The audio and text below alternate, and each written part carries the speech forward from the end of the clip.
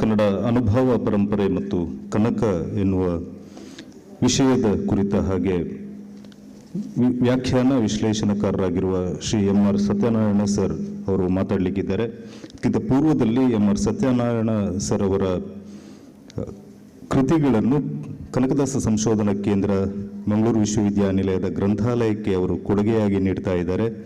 ಕನಕದಾಸ ಸಂಶೋಧನಾ ಕೇಂದ್ರದ ಸಂಯೋಜಕರಾದ doctor Dhananjaya Kumble sir ಅವರು ಈ ಕೃತಿಗಳನ್ನು ಸ್ವೀಕರಿಸಬೇಕೆಂದು ಕೇಳಿಕೊಳ್ತಾ ಇದ್ದೇನೆ.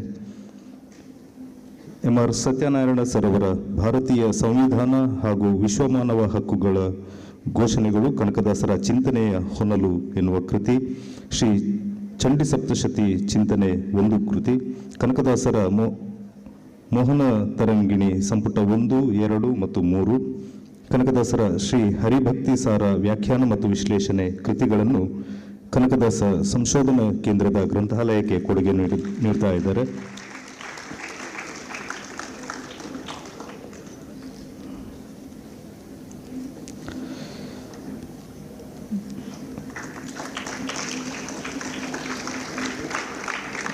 ಎಂ.ಆರ್. ಸತ್ಯನಾರಾಯಣ ಸರ್ ಅವರು ಮೂಲತಃ ದಕ್ಷಿಣ ಕನ್ನಡದವರು. ಉಡುಪಿ ಮಾರ್ಪಳ್ಳಿಯ ರಾಮರಾಯರು ಮತ್ತು ಕಾಪುವಿನ ಸರಸ್ವತಿಯವರ ಮಗನಾಗಿರುವ ಇವರು 1975ರಿಂದ 87ರವರೆಗೆ ಇಂಗ್ಲಿಷ್ ಅಧ್ಯಾಪನ ವೃತ್ತಿಯಲ್ಲಿದ್ದವರು. ಕೆಎಎಫ್ ಉತ್ತೀರ್ಣರಾಗಿ ಅಧಿಕಾರಿಗಳಾಗಿಯೂ ಅವರು ಸೇವೆ ಸಲ್ಲಿಸಿದವರು. ಪ್ರಸ್ತುತ ವಕೀಲಿ ವೃತ್ತಿಯಲ್ಲಿ ಮುಂದುವರಿತಾ ಇದ್ದಾರೆ.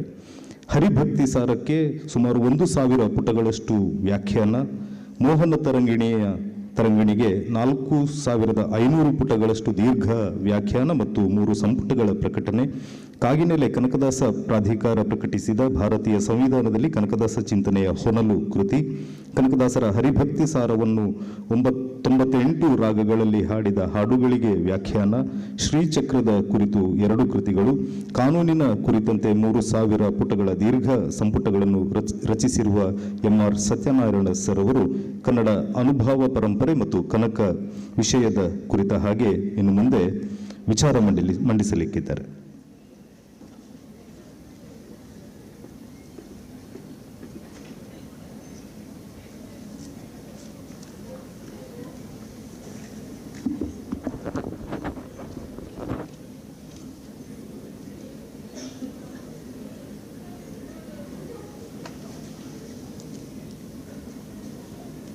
ಪ್ರೊಫೆಸರ್ ಮಲ್ಲೇಪುರಂ ಜಿ ವೆಂಕಟೇಶ್ ಅವರನ್ನು ನಾನು ರಾಮಚಂದ್ರಾಪುರ ಮಠದ ಸಮಾರಂಭಗಳಲ್ಲಿ ಹೊಟ್ಟೆಕಿಚ್ಚಿಂದ ನೋಡ್ತಿದ್ದೆ. ಎಂಥ ಜ್ಞಾನಿ, ಮಾತಾಡಿಸ್ಬೇಕು ಅನ್ನಿಸ್ತಿತ್ತು, ಹೋಗ್ತಿರಲಿಲ್ಲ. ಇವತ್ತು ಅವರ ಅಧ್ಯಕ್ಷತೆಯಲ್ಲಿ ಮಾತಾಡೋಕೆ ನಿಂತಿದ್ದೇನೆ, ನನ್ನ ಸೌಭಾಗ್ಯ. ಈ ವಿಚಾರಗೋಷ್ಠಿಗೆ ಇಟ್ಟಿರೋ 2 ವಿಚಾರಗಳಿದೆಯಲ್ಲ, ಇವರು ಮಹಾಬುದ್ಧಿವಂತರು. ಹೇಗೆ ಮೋಸ ಮಾಡಿದ್ದಾರೆ ಅಂದರೆ, ಒಂದೇ ವಿಚಾರ, ಭಾರತೀಯ ಸಂತ ಪರಂಪರೆ ಮತ್ತು ಕನಕ, ಇನ್ನೊಂದೇನು ಅನುಭಾವ ಪರಂಪರೆ ಮತ್ತು ಕನಕ. ಈ ಅನುಭಾವ ಅನ್ನೋ ಪದವೇ ಸಂತರದ್ದು. ಈ ಭಾಷೆ ನಿಜಕ್ಕೂ ಕೂಡ ಒಂದು ಸೋಲೋ ಮಾಧ್ಯಮ. ನಾನು ಇಂಗ್ಲೀಷ್ MA ವಿದ್ಯಾರ್ಥಿಯಾಗಿದ್ದಾಗ ಡಾಕ್ಟರ್ ಯು.ಆರ್. ಅನಂತಮೂರ್ತಿಯವರು ಒಂದು ಸಲ ಪಾಠ ಮಾಡ್ತಾ ಹೇಳಿದರು, ಕವಿ ಒಂದು ಯುಗದ ಸ್ಪೋಕ್ಸ್ ಪರ್ಸನ್, ಅವನೇ ಮಾತಾಡೋನು, ಅವನ ಮಾತೇ ಶ್ರೇಷ್ಠ ಅಂತ. ಆಮೇಲೆ ಅದೇ ಭಾಷಣ ಮಾಡ್ತಾ ಹೇಳಿದರು ಕ್ಲಾಸ್ನಲ್ಲಿ, ಸಾಲಾರ್ ಜಂಗ್ ಮ್ಯೂಸಿಯಂನಲ್ಲಿ ಒಂದು ಪ್ರತಿಮೆ ಇದೆ, ಮುಸುಕು ತೆಗೆಯೇ ಮಾಯಾಂಗನೆ ಅಂತ. ಇವತ್ತಿನವರೆಗೆ ಆ ಪ್ರತಿಮೆಯ ಸೌಂದರ್ಯವನ್ನು, ಅದರ ಸ್ವಾರಸ್ಯವನ್ನು ವರ್ಣನೆ ಮಾಡಲಿಕ್ಕೆ ಯಾರಿಗೂ ಸಾಧ್ಯ ಆಗಿಲ್ಲ ಅಂತ. ನಾನು ಕೂಡಲೇ ಕೇಳಿದೆ, ಮತ್ತು ಭಾಷೆ ಆ ಶಿಲ್ಪಿ ಎದುರುಗಡೆ ಸೋಲ್ತಲ್ಲ ಅಂತ. ಸುಮ್ಮನೆ ರೀ ಅಂದರು. ಭಾಷೆ ಸುಮಾರು ಕಡೆಗಳಲ್ಲಿ ಸೋಲ್ತದೆ. ಅನುಭವ ಬಿಡಿ, ಅನುಭವದ ಮಾತಾಡಿ. ನಾನು ಜಹಾಂಗೀರು, ಜಿಲೇಬಿ, ಬೆಲ್ಲ, ಸಕ್ಕರೆ ಎಲ್ಲ ಕೊಡ್ತೀನಿ. ಅದರದ ಅನುಭವವನ್ನು ವರ್ಣನೆ ಮಾಡಿ ನೋಡೋಣ. ಸರ್, ಜಿಲೇಬಿ ಹೇಗಿದೆ? ಸಿಹಿಯಾಗಿದೆ. ಜಹಾಂಗೀರ್ ಸಿಹಿಯಾಗಿದೆ. ಆ ಸಿಹಿನೂ ಈ ಸಿಹಿನೂ ಒಂದೇನೋ? ನಮ್ಮ ನೋವು, ನಮ್ಮ ದುಃಖ ಒಂದು ಸಂದರ್ಭದಲ್ಲಾಗೋ ಒಂದು ಅನುಭವನ್ನ ಇನ್ನೊಂದು ಸಂದರ್ಭದಲ್ಲಾಗೋ ಅದೇ ಥರದ ಮತ್ತೊಂದು ಅನುಭವನ್ನ ಎಲ್ಲಿ ವರ್ಣನೆ ಮಾಡಿ ನೋಡೋಣ? ಸಾಧ್ಯವಾಗಲಿಲ್ಲ. ಅದಕ್ಕೆ ಈ ಮೂಕ ಸ್ವಾದನವತ್ ಅಂತ ನಾರದರು ಭಕ್ತಿ ಸೂತ್ರದಲ್ಲಿ ಹೇಳಿದರು ಅಂತ. ಮೂಕನ ಆಸ್ವಾದನವತ್. ಬರೀ ಮೂಕ ಅಲ್ಲ, ನಾವೆಲ್ಲರೂ ಮೂಕರೇ. ಹಾಗಾಗಿ ಭಾಷೆ ಬಹಳ ಕಡೆ ಸೋಲುವುದನ್ನು ನೋಡ್ತೇನೆ. ಅದರಲ್ಲೂ ನೀವು ಈ ಅನುಭಾವಕ್ಕೆ ಹೋಗಿಬಿಟ್ರಂತೂ ಬಹಳ ಕಷ್ಟ. ನಾನು ಲಲಿತೋಪಾಖ್ಯಾನವನ್ನು ನೋಡ್ತಾ ಇದ್ದೆ. ಅದರಲ್ಲಿ ಹಯಗ್ರೀವ ಮುನಿ ಶ್ರೀ ಲಲಿತೆಯನ್ನು ವರ್ಣನೆ ಮಾಡ್ತಾ ಮಾಡ್ತಾ ಬರ್ತಾನೆ. ಕೊನೆಗೆ ಹ್ರೀಯತೆ, ನನ್ನ ಕಂಠ ಯಾಕೋ ಸಂಕುಚಿತ ಆಗ್ತಾ ಇದೆ, ಮಾತು ಹೊರಡ್ತಾ ಇಲ್ಲ. ಯಥೋ ವಾಚೋ ನಿವರ್ತಂತೆ ಅಪ್ರಾಪ್ಯ ಮನಸಾ ಸಹ. ಅದನ್ನು ಕೋಟ್ ಮಾಡ್ತಾನೆ ಲಲಿತೋಪಾಖ್ಯಾನದಲ್ಲಿ. ಬೃಹಸ್ಪತ್ಯಾಚಾರ್ಯರಿಗೆ ಸಮಾನರಾದಂಥವರು ವ್ಯಾಖ್ಯಾನ ಮಾಡಲಿ, ಈ ಭೂಮಂಡಲದಲ್ಲಿ ಇರತಕ್ಕಂಥ ಎಲ್ಲರೂ ಕೂಡ ಕಲ್ಪತರು ಇದೆಯಲ್ಲ, ಅದರ ಶಾಖೆಯನ್ನು ತುಂಡು ಮಾಡಿಕೊಂಡು ಲೇಖನಿ ಮಾಡಿಕೊಂಡು ಕೂತ್ಕೊಳ್ಳಿ. ಸಪ್ತ ಸಾಗರಗಳ ನೀರೇನಿದೆ ಅದನ್ನೇ ಶಾಯಿ ಮಾಡಿಕೊಂಡು ವರ್ಣನೆ ಮಾಡಿ. ಇಷ್ಟು ಸಹಸ್ರ ವರ್ಷಗಳು ನೀವು ಬರೆದರೂ ಕೂಡ ಅಮ್ಮನವರ ಹೆಬ್ಬೆಟ್ಟಿದೆಯಲ್ಲ, ಆ ಹೆಬ್ಬೆಟ್ಟಿನ ಉಗುರಿದೆಯಲ್ಲ, ಆ ಉಗುರಿನ ಕಾಂತಿಯ ಸಹಸ್ರ ಏಕಾಂಶ ಅದನ್ನು ಕೂಡ ವರ್ಣನೆ ಮಾಡಲಾರ್ರಿ ಅಂತಾನೆ. ಇದು ಅನುಭಾವಿಗಳು ನಮಗೆ ಕೊಡೋ ತೊಂದರೆ. ಕಠೋಪನಿಷತ್ತಿರ್ಬೋದು, ಶ್ವೇತಾಶ್ವತರ ಉಪನಿಷತ್ತಿರ್ಬೋದು, ಅಲ್ಲಿ ಬರೋ ಮಾತು ನೋಡಿ. ನ ತತ್ರ ಸೂರ್ಯೋ ಭಾತಿ ನ ಚಂದ್ರ ತಾರಕಂ ನ ಇಮಾ ವಿದ್ಯುತಃ ಭಾಂತಿ ಕುತಃ ಅಯಂ ಅಗ್ನಿ. ಈ ಜುಜುಬಿ ಅಗ್ನಿ ಎಲ್ಲಿ? ತಂ ಏವ ಭಾಂತಂ ಅನುಭಾತಿ ಸರ್ವಂ ತಸ್ಯ ಭಾಸಾ ಸರ್ವಂ ಇದಂ ವಿಭಾತಿ. ಕುವೆಂಪು ಶಿಲಾ ತಪಸ್ವಿಲ್ ಬರೆದರು. ಕತ್ಲಿರಲಿಲ್ಲ, ಹಗಲಿರಲಿಲ್ಲ, ಅದಿರಲಿಲ್ಲ, ಇದಿರಲಿಲ್ಲ. ಕಲ್ಪನೆ ಮಾಡ್ಕೊಳ್ಳಿ, ವರ್ಣನೆ ಮಾಡಿ. ಈ ಅನುಭಾವಿಗಳು ಕೊಡೋ ತೊಂದರೆ ಯಾಕೆ ಅಂತಂದರೆ, ಇಂದ್ರಿಯ ಗ್ರಾಹ್ಯವಾದಂಥ ಪ್ರಪಂಚವನ್ನೇ ವರ್ಣನೆ ಮಾಡಲಿಕ್ಕೆ ನಾವು ಒದ್ದಾಡ್ತೀವಿ. ಅದರಲ್ಲೇ ಅಪರಿಪೂರ್ಣ ಜ್ಞಾನ ನಮ್ಮದು. E=mc² ಅಂತ ಐನ್ಸ್ಟೀನ್ ಬರೆದರೆ ನೋ, ಅದರಲ್ಲಿ ಸಿ ಅಂತಕ್ಕಂಥದ್ದು constant. No, it is variant ಅಂತ ಪ್ರೊಫೆಸರ್ ಲ್ಯಾಟಿಸ್ ಕೊಲಂಬಿಯಾ ಯೂನಿವರ್ಸಿಟಿಯವನು ಅದರ ಮೇಲೆ ಪ್ರಬಂಧ ಮಂಡಿಸ್ದ. ವಿಜ್ಞಾನವೇ ಇನ್ನೂ ಕೂಡ ಪಕ್ವವಾಗಿ ನಮಗೆ ಲೌಕಿಕವನ್ನು ಬಿಟ್ಕೊಡ್ತಿಲ್ಲ. ಇನ್ನು ಅಲೌಕಿಕ ಲೋಕಕ್ಕೆ ಕರ್ಕೊಂಡು ಹೋಗೋ ಈ ಸಂತರು ಅವರು ಆಡೋ ಅನುಭಾವದ ಭಾಷೆ ಕನ್ನಡ ಸಾಹಿತ್ಯದಲ್ಲಿ ಹೇಗೆ ಬಂದಿದೆ, ಆ ಪರಂಪರೆ ಏನು ಅಂತ. ಆ ಪರಂಪರೆ ಅನ್ಬೇಕಾದ್ರೆ ಕಂಟಿನ್ಯೂಯಿಟಿ ಇದೆ. ಕೇವಲ ವಚನ ಸಾಹಿತ್ಯದಿಂದ ಆರಂಭ ಆಗಿದ್ದಲ್ಲ ಅದು. ನಾನು ಯಾವುದೋ ಒಂದು ಲೇಖನ ಓದ್ತಿದ್ದೆ. ಯಾಕೆ ಪಂಪನ ಹತ್ರಕ್ಕೆ ಹೋಗಿ ಅನುಭಾವ ಇಲ್ವೇನೋ? ಆ ವಿಮಲ ವಾಹ ಅಜಿತನಾಥ ಪುರಾಣದಲ್ಲಿ ಅಥವಾ ಅಜಿತ ಪುರಾಣದಲ್ಲಿ ರನ್ನ ಬರಿತಾನಲ್ಲ, ಅಲ್ಲಿ ವೈರಾಗ್ಯ ಬರ್ತದಲ್ಲ, ಆ ಅನುಭಾವ ಇಲ್ವಾ? ಆ ನೀಲಾಂಜನೆಯ ನೃತ್ಯ ನೋಡ್ತಾ ನೋಡ್ತಾ ಪುರುದೇವ ಅವರಿ ಸಂಸ್ಕೃತಿಯಂ ಅದನ್ನ ಬಗೆಯೊಳ್ ನಾಟುವಿನಂ ಎನಗೆ ತೋರಿದಳ್. ಎತ್ತ ಹೊರಟ ಇದು ಅನುಭವ ಅಲ್ವಾ? ವಿಮಲವಾಹ ಕೆನ್ನೆ ಮೇಲೆ ನರೆ ಕೂದಲನ್ನು ನೋಡ್ದ. ಆ ಬಾಹುಬಲಿ 3 ಯುದ್ಧಗಳಲ್ಲೂ ಕೂಡ ಗೆದ್ದವನು ಎತ್ತಿ ಆ ಮರಕತ ಶೈಲ ಕನಕಾಚಲನಂ ಪೊತ್ತುದು ಎನೆ ಅವಳನ್ನ ಎತ್ತಿ ಮೇಲೆ ಎತ್ತಿ ತಿರುಗಿಸ್ತಾ ಇಲ್ಲ. ಅತೀಂದ್ರಿಯಮೇ ಸುಖಂ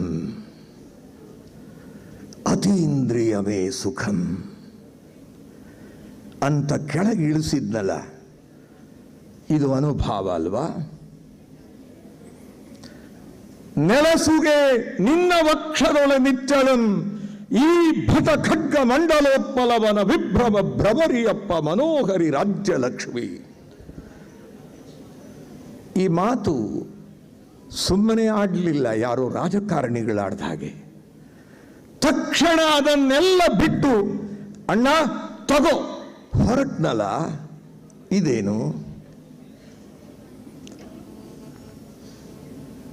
ಎಲ್ಲಿಂದ ಹೋಗ್ತೀರಿ? ಇದು ವಿವೇಕಾನಂದರು ಯುರೋಪ್ನಲ್ಲಿ ಭಾಷಣ ಮಾಡ್ತಾ ಆಡಿದ ಮಾತು. ಈಗ ನಮಗೆ ರಾಜಕಾರಣ ಗ್ರಾಮಗಳಲ್ಲಿ ಬಂದಿದೆ, ಕೊಲೆ ಸುಲಿಗೆಗಳಾಗ್ತಾ ಇದೆ. ವಿವೇಕಾನಂದರು ಭಾಷಣ ಮಾಡುವಾಗ ಒಂದು ಮಾತಾಡ್ತಾರೆ, ಯುರೋಪಿನ ಜನಕ್ಕೆ ಕೇಳಿ ನಿನ್ನ ಧರ್ಮ ಯಾವುದು ಗೊತ್ತಿಲ್ಲ, ಪಕ್ಷ ಯಾವುದು, ನಂದು ಲೇಬರ್, ನಂದು ಲಿಬರಲ್, ನಂದು ಕನ್ಸರ್ವೇಟಿವ್, ನಂದು ಡೆಮೋಕ್ರಾಟ್ ಹೇಳ್ತಾರೆ. ಭಾರತೀಯರನ್ನು ಕೇಳಿ ಧರ್ಮ ಯಾವುದು ಕೇಳಿ ಹೇಳ್ತಾರೆ. ಈ ರೀತಿ ಯಾವಾಗ ಈ ಧರ್ಮದ ಚೌಕಟ್ಟನ್ನ ಬೇಸ್ ಮಾಡಿಕೊಂಡು ಬರೆಯಕ್ಕೆ ಶುರು ಮಾಡಿದ್ರಲ್ಲ, ಬದುಕಕ್ಕೆ ಶುರು ಮಾಡಿದ್ರಲ್ಲ, ಈ ಧರ್ಮ ಅಂತಕ್ಕಂಥ ಪ್ರವಾಹ ಕೆಲವು ಕಡೆ ಭೋರ್ಗರಿತು, ಕೆಲವು ಕಡೆ ಸಂಕುಚಿತವಾಗಿ ಹರಿತು, ಕೆಲವು ಕಡೆ ಆಳವಾಗಿ ಹೋಗ್ತು, ಇನ್ ಕೆಲವು ಕಡೆ ಶಾಲೋ ಆಗಿ ಮೇಲ್ ಬಂತು. ವಚನ ಸಾಹಿತ್ಯದಲ್ಲಿಯೇ ಅನುಭವ ಅನ್ನೋ ಮಾತು ಸರಿಯಲ್ಲ. ಏನು ಅಂತಂದ್ರೆ ನಿಜ ನಿವಾಸದೊಳಿರಿಸುವುದು ಆತ್ಮವಿದ್ಯಾ ಅಂತಂದ್ರಂತೆ. ಯಾರು ಹೇಳಲಿಲ್ಲ ಈ ಆತ್ಮವಿದ್ಯೆಯನ್ನ? ವೇದಕ್ಕೋಗಿ ಸಂಹಿತೆಗಳಲ್ಲಿ ಇರೋ ಚಿಂತನೆ ಬ್ರಾಹ್ಮಣಗಳಲ್ಲಿದೆಯೋ, ಆರಣ್ಯಕಗಳಲ್ಲಿ ಹೇಗೆ ಬೆಳವಣಿಗೆ ಆಯಿತು ನೋಡಿ. ವೇದಾಂತಕ್ಕೆ ಬರುವಾಗ ಅನುಭಾವದ ತುದಿಗೆ ಏರ್ಲಿಕ್ಕೆ ಶುರು ಮಾಡಿದ. ಅಶ್ವಮೇಧ ಯಾಗಕ್ಕೆ ಕುದುರೆಯನ್ನ ಬಲಿ ಕೊಡೋದನ್ನ ಬಿಟ್ಟು ಬೃಹದಾರಣ್ಯಕದಲ್ಲಿ ಅದರ ಪ್ರತಿಮೆಯನ್ನ ಕೊಡಕ್ಕೆ ಶುರು ಮಾಡಿದ. ಇದು ಎಲ್ರಿಗೂ ಸಾಧ್ಯ ಇಲ್ಲ. ಇದು ನೆಲದಲ್ಲಿ ಸಿಗೋ ಜಲ್ಲಿ ಕಲ್ಲಲ್ಲ. ವಚನ ಸಾಹಿತ್ಯದಲ್ಲಿ ಪ್ರತಿಯೊಬ್ಬನು ಅನುಭಾವಿ ಅಂತ ಮಾತಾಡಿದರೆ ಬಹುಶಃ ನಾವು ದ್ರೋಹ ಮಾಡ್ದಂಗಾಗತ್ತೆ. ಅಲ್ಲಮ ಪ್ರಭು ಅದಕ್ಕೆ ಮಾತಾಡ್ತಾನೆ, ಆ ಲಿಂಗನ್ನ ಪೃಥ್ವಿಯೊಳಗೆ ಹುಟ್ಟಿದ ಲಿಂಗ ಕಂಡ್ರು, ಆ ಕಲ್ಲು ಕುಟಿಗ ಅದಕ್ಕೆ ರೂಪ ಕೊಟ್ಟ, ಅದೇ ಎಲ್ಲ ಅಂತ ತಿಳ್ಕೊಂಡು ಅನುಭಾವಿಗಳಾಗ್ರೋ. ನಿಮ್ಮನ್ನು ನೋಡಿ ಗೊಗ್ಗೇಶ್ವರ ಗುಹೇಶ್ವರ ನಗುತ್ತಾನೆ ಕಂಡ್ರೋ. ಇದು ಅಲ್ಲಮ ಪ್ರಭು. ಎಷ್ಟು ವಚನಗಳು ಬೇಕು ಅಲ್ಲಮ ಪ್ರಭುದು.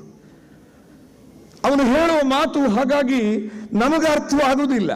ಪೂರ್ಣಮದಂ ಪೂರ್ಣಾತ್ ಪೂರ್ಣಮುದಚ್ಯತೆ ಪೂರ್ಣಸ್ಯ ಪೂರ್ಣಮಾದಾಯ ಪೂರ್ಣಂ ಏವಾವಶಿಷ್ಯತೆ ಅಂದ್ರಲ್ಲ. ಬಯಲನೆ ಬಿತ್ತಿ ಬಯಲನೆ ಬೆಳೆದು ಬಯಲಾಗಿ ಬಯಲಾಯಿತಯ್ಯ.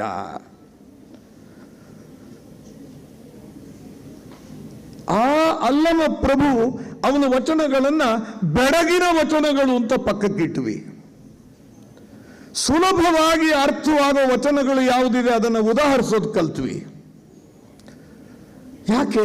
ನಮ್ಮ ಸ್ತರ ಅದು. ಕಷ್ಟ. GS ಶಿವರುದ್ರಪ್ಪನವರು ಅದಕ್ಕೆ ಹೇಳ್ಕೊಂಡ್ರು, ಎದೆಯ ಭಾವ ಹೊಮ್ಮುವುದಕ್ಕೆ ಭಾಷೆ ಹೊರಟು ಯಾನ. ಭಾಷೆ ಹೊರಟು ಯಾನ. ಹಾಗಾಗಿ ಈ ಅನುಭಾವದ ಭಾಷೆಯಲ್ಲಿ ಮಾತಾಡ್ತಾ ಬಂದಿದ್ದಾರಲ್ಲ ಪರಂಪರೆ. ನೀವು ಯಾರನ್ನು ಬೇಕಾದರೂ ನೋಡಿ, ಮೋಹನ ತರಂಗಿಣಿಯನ್ನ ಅನೇಕ ಜನ ಶೃಂಗಾರ ಕಾವ್ಯ ಅಂತ ಕರಿತೀರಲ್ಲ, ಎಷ್ಟು ಅಧ್ಯಾತ್ಮ ಇದೆ ಗೊತ್ತಾ? ಬಾಣಾಸುರನ ಹತ್ರಕ್ಕೆ ಹೋಗಿ, ಇವರನ್ನು ಬಿಟ್ಬಿಡಿ, ಈ ಪ್ರದ್ಯುಮ್ನ ಅನಿರುದ್ಧ ಕೃಷ್ಣನ ಮಕ್ಕಳು, ಅವರನ್ನು ಪಕ್ಕಕ್ಕಿಡಿ. ಆ ಬಾಣಾಸುರನ ಹತ್ರಕ್ಕೆ ಹೋಗಿ, ಬಾಣ ರಾವಣ ಚಂಡೀಶ ನಂದಿ ಭೃಂಗಿ ರಿಟಾದಯ ಅಂತೆಲ್ಲ ನಾವು ಏನು ಹೇಳ್ತೇವಲ್ಲ ನೈವೇದ್ಯ ಕೊಟ್ಟು ಬಲಿ ಇಡೋ ಹೊತ್ತಿಗೆ, ಆ ಬಾಣಾಸುರ ಯಾಕೆ ಗಣವಾದ? ಕನಕದಾಸರ ಕಣ್ಣಲ್ಲಿ ನೋಡಿ ಬಾಣಾಸುರನ ಶಿವಪೂಜೆ 21ನೆಯ ಸಂಧಿ ಗಮನಿಸಿ. ಆ ರಾತ್ರಿ ಬರ್ತಾನೆ, ತನ್ನ ದಿನನಿತ್ಯದ ಆ ಬಿಸಿ ಶೆಡ್ಯೂಲ್ ಅಂತೇವಲ್ಲ ಅದನ್ನು ಮುಗಿಸಿ ಅವನು ಬರ್ತಾನಲ್ಲ, ಆ ದೇವರ ಇದಕ್ಕೆ ಗುಡಿಗೆ ಬಂದಾಗ ಪೂಜೆ ಮಾಡೋದನ್ನ ಕನಕರು ವರ್ಣಿಸ್ತಾರೆ. ಅನುಭಾವ ಇದೆ ಅದರಲ್ಲಿ. ಹೃದಯ ಕಮಲ ಮಧ್ಯೆ ಸೂರ್ಯ ಬಿಂಬಾಸನಸ್ಥಂ ಸಕಲ ಭುವನ ಬೀಜಂ ಸೃಷ್ಟಿ ಸಂಹಾರ ಹೇತುಂ ಎಲ್ಲ ಹೇಳ್ತೇವಲ್ಲ. ತ್ಯಜೇತ ಅಜ್ಞಾನ ನಿರ್ಮಾಲ್ಯಂ ಸಹ ಅಹಂ ಭಾವೇನ ಪೂಜಯೇತ್ ಅಂತ ನಮಗೇನು ಇನ್ಸ್ಟ್ರಕ್ಷನ್ ಕೊಡ್ತಾರಲ್ಲ ನಿತ್ಯ ಪೂಜೆಗೆ, ಬಾಣಾಸುರ ಅದನ್ನು ಮಾಡ್ತಾನೆ. ತಾಯಿಯುಳ್ಳೋಡೆ ನಿನಗೆ ತಾಯಿ ಇರೋ ಹಂಗೆ ಕಾಣೆ ಕಣೋ ಶಿವ ಹರ. ತಾಯಿ ಇದ್ದಿದ್ರೆ ಈ ನಿನ್ ತಲೆ ಕೂದಲು ಯಾಕೆ ಹಿಂಗೆ ಸಿಕ್ಕಾಗಿರ್ತಿತ್ತು? ಸ್ನಾನ ಯಾಕೆ ಮಾಡಿಸ್ಲಿಲ್ಲ? ತಾಯಿ ಇದ್ರೆ ಮಾಡಿಸ್ತಿದ್ಲು. ತಲೆ ಯಾಕೆ ಹಿಂಗೆ ಸಿಕ್ಕಾಗಿದೆ? ಛೇ ಛೇ ಅಂತಾನೆ. ಮಡದಿಯರುಳ್ಳೋಡೆ ಅವರು ಈ ಸಿಕ್ಕನ್ನು ಬಿಡಿಸ್ತಿದ್ರು ಅಂತಾನೆ. ಶಿವ ಇದಾನಲ್ಲ, ದೃಷ್ಟಿಸಿ ನೋಡೆ, ಸರಿಯಾಗಿ ನೋಡಿದರೆ ಬ್ರಹ್ಮಾಂಡವನ್ನೇ ವ್ಯಾಪಿಸಿರ್ತಕ್ಕಂತಹ ನೀನು ನನ್ನ ಕೈಯಲ್ಲಿ ಬಂದಿದೆಯಲ್ಲಪ್ಪ ಅಂತ ಪ್ರೀತಿಯಿಂದ ಮಾತಾಡಿಸ್ತಾನೆ. 14 ಕೋಟಿ ಇದೆಯಲ್ಲ, ಹಸಿವರಿತು ತಾಯಿ ತನ್ನ ಶಿಶುವಿಗೆ ಹೊಸೆದು ಮಲೆ ಕೊಡುವಂತೆ ನೀ ಪೋಷಿಸದೆ ಬೇರೆ ಇನ್ನಾರು ಪೋಷಕರಾಗಿ ಸಲಗುವರು. ಬಸಿರೊಳಗೆ ಬ್ರಹ್ಮಾಂಡ ಕೋಟಿಯ ಪಸರಿಸಿದ ಪರಮಾತ್ಮ ನೀನೆಂದು ಉಸುರುತ್ತಿವೆ ವೇದಗಳು. ನಾನಲ್ಲ, ವೇದಗಳು. ರಕ್ಷಿಸು ನಮ್ಮ ನನವರತ. ಆ ಬಸಿರೊಳಗೆ ಬ್ರಹ್ಮಾಂಡ ಕೋಟಿಯನ್ನ ಇಟ್ಕೊಂಡಿರೋ ಆ ಹರಿಯನ್ನ ಅಲ್ಲಿ ನೋಡಿದ್ರಲ್ಲ, ಈ ಹರನನ್ನ ಇಲ್ಲಿ ನೋಡ್ತಾರೆ. ಏನು ಪೂಜೆ, ಏನು ಪೂಜೆ. ನಂಗೆ ಕೊಟ್ಟಿರೋ 20 ನಿಮಿಷಕ್ಕೆ ನಂಗೆ ನಿಜಕ್ಕೂ ದುಃಖ ಇದೆ. ಆ ಮೋಹನ ತರಂಗಿಣಿಯನ್ನ ಎಷ್ಟು ಪ್ರೀತಿಸಿದೆ ನಾನು ಅಂದರೆ, ಕನಕದಾಸರ ಯೋಗ್ಯತೆ ನಿಜಕ್ಕೂ ಕರೆಕ್ಟಾಗಿ ನೋಡ್ಬೇಕಾ? ಅವರ ಆ ಕಾವ್ಯ ಯೋಗ್ಯತೆ, ಅವರ ಸ್ವಪಜ್ಞತೆ ಎಲ್ಲ ಹೇಳ್ತೀರಲ್ಲ ಕಾವ್ಯ ಮೀಮಾಂಸೆಯಲ್ಲಿ, ಅದನ್ನು ನೋಡಬೇಕು.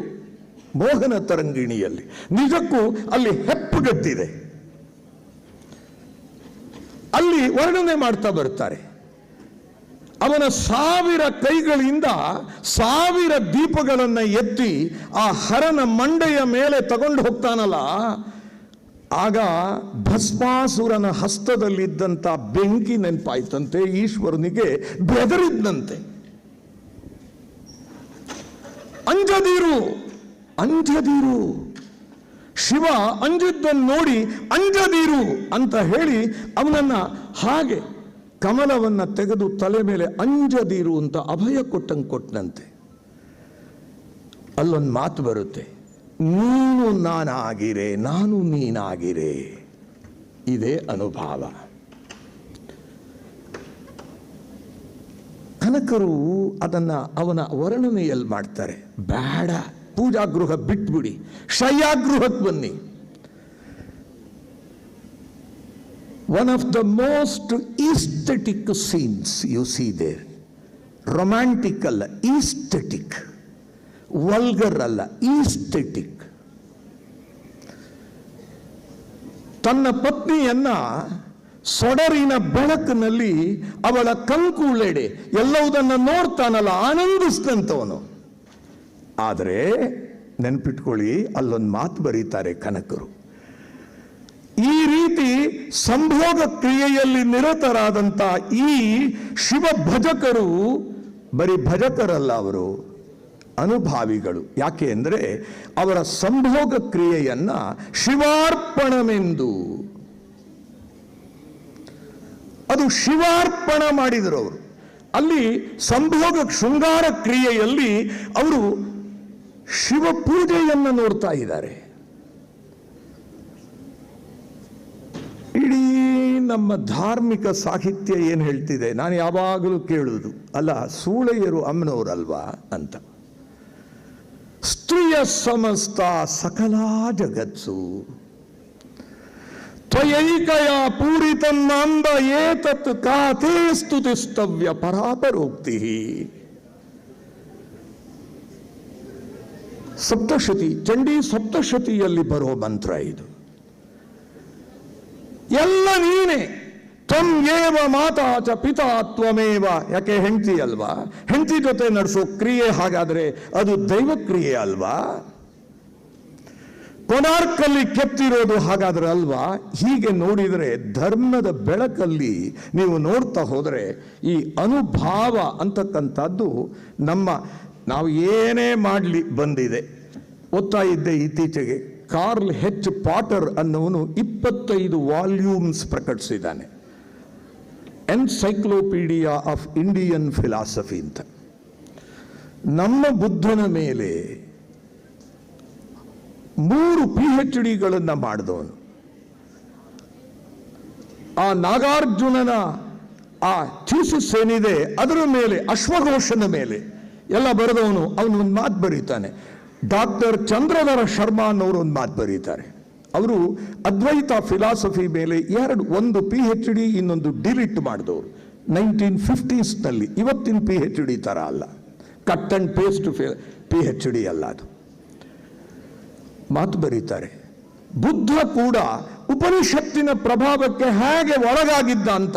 ಅಷ್ಟೇ ಅಲ್ಲ, ಗೌಡಪಾದರು ಶಂಕರರ ಗುರುವಿನ ಗುರು ಹೇಗೆ ಆ ಮಾಧ್ಯಮಿಕ ಸೂತ್ರವನ್ನು ಒಪ್ಕೊಳ್ತಾ ಬರ್ತಾರೆ ಅಂತ ಕೊಟ್ಟರು.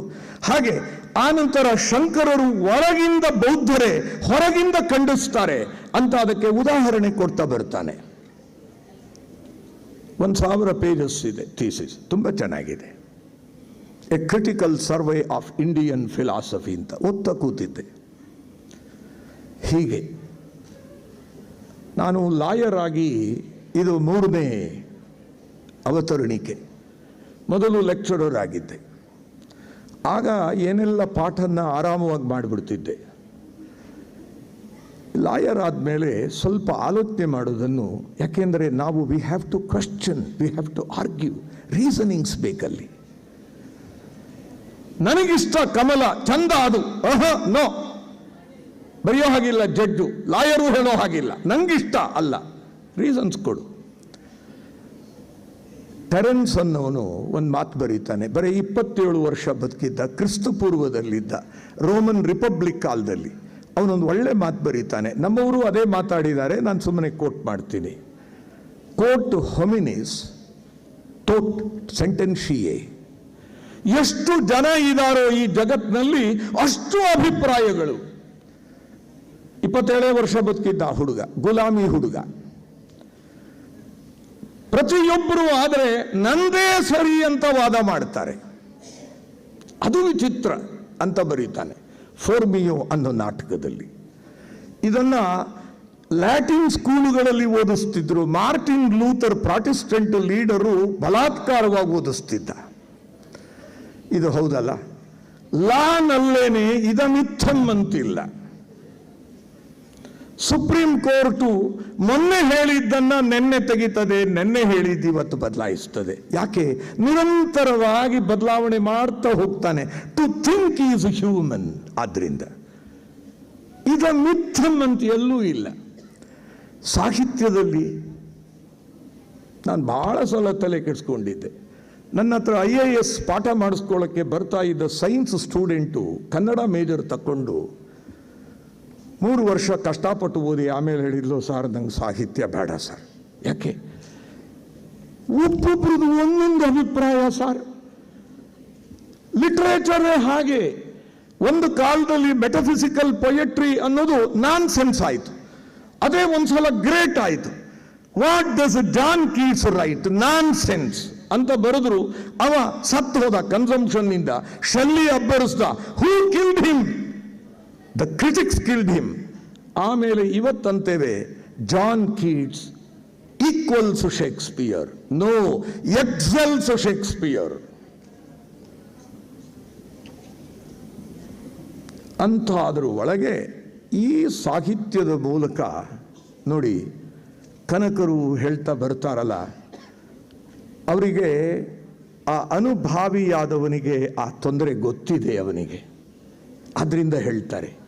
ಫಸ್ಟ್ ಹೇಳ್ತಾರೆ, ನಳಿನ ಲೋಚನ ನಿನ್ನ ಮೂರ್ತಿಯ ಕಳೆ ಬೆಳಗುತ್ತಿದೆ ಲಹರಿಯಲಿ ಲಹರಿಯಲಿ.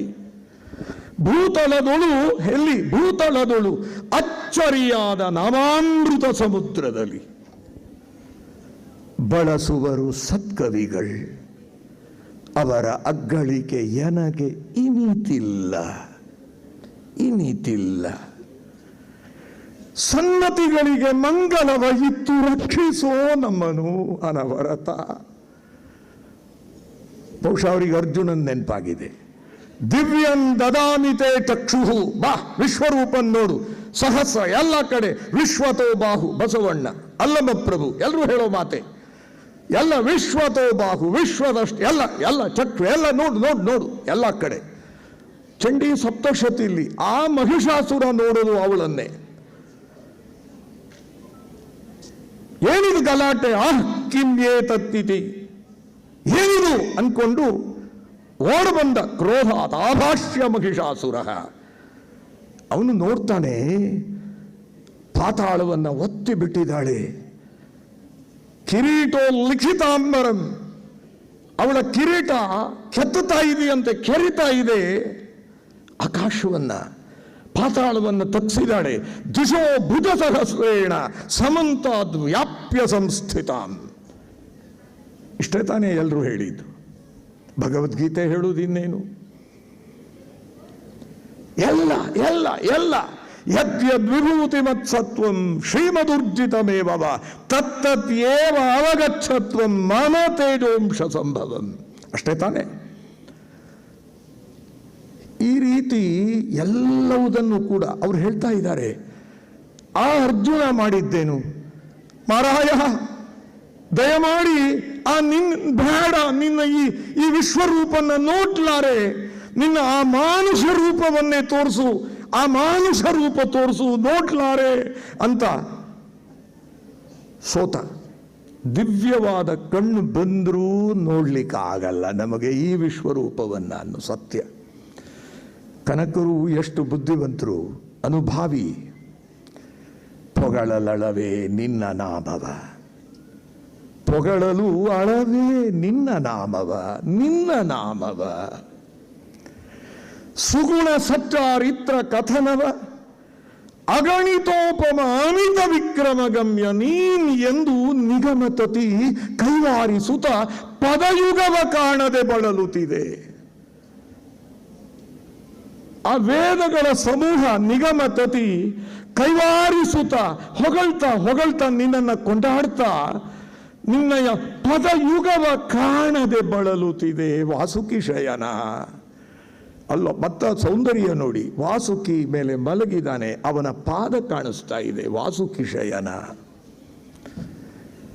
ಅವರು ಬರೀತಾರೆ. ಹೇಗೆ ಅಲ್ಲಮ ಪ್ರಭು ಟೀಕೆ ಮಾಡ್ತಾನಲ್ಲ, ಕನಕರು ಮಾಡೋದನ್ನು ನೋಡಿ. ತೀರ್ಥ ಪಿಡಿದವರೆಲ್ಲ ತಿರುನಾಮಧಾರಿಗಳೇ. ಪ್ರಶ್ನೆ ನೋಡಿ, ಸಾರ್ಥಕವಿಲ್ಲದವರು ಭಾಗವತರಹರೇ. ನಂಗೆ ಬೇಕಾದ್ದು ಅಲ್ಲೆಲ್ಲೂ ಇಲ್ಲ, ಮುಂದೆ ಬರುತ್ತೆ ನೋಡಿ. ಲಿಂಗಾಂಗದ ಒಳಗಿರುವ ಅನುಭವವನ್ನು ಅರಿಯದೆ,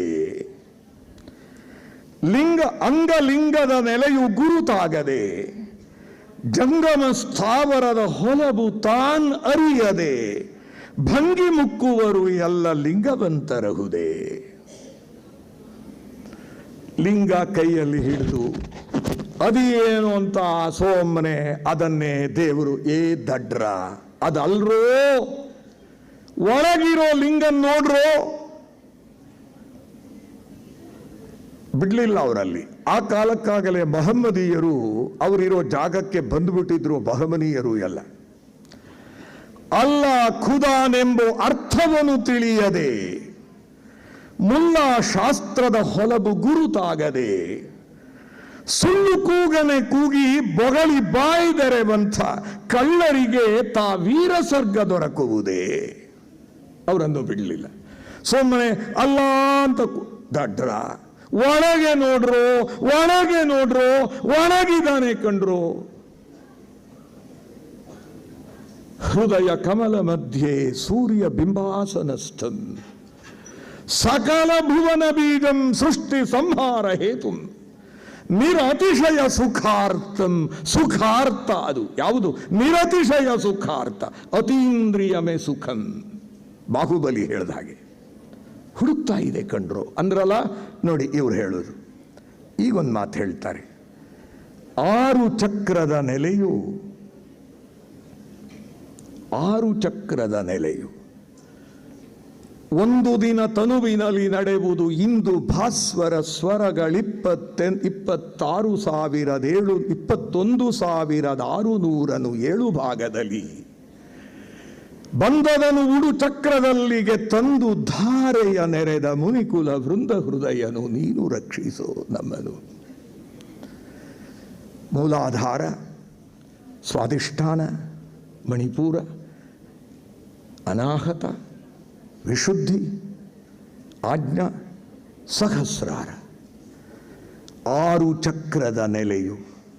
ಅಷ್ಟಾಂಗ ಯೋಗದಲ್ಲಿ ಯಮ, ನಿಯಮ ಇತ್ಯಾದಿ ಪ್ರಾಣಾಯಾಮ, ಪ್ರತ್ಯಾಹಾರ ಎಲ್ಲ 3 ಮೂರ್ತಿಯ 3 ಕಡೆ ನಿಲ್ಲಿಸಿ. ನೋಡಿ ಕನಕರು ಯೋಗಶಾಸ್ತ್ರದ ಪ್ರಕಾರ ಮೂಲಾಧಾರದಲ್ಲಿ ಬ್ರಹ್ಮಗ್ರಂಥಿ, ಮಣಿಪುರದಲ್ಲಿ ವಿಷ್ಣು ಗ್ರಂಥಿ, ಆಜ್ಞಾಚಕ್ರದಲ್ಲಿ ರುದ್ರಗ್ರಂಥಿ.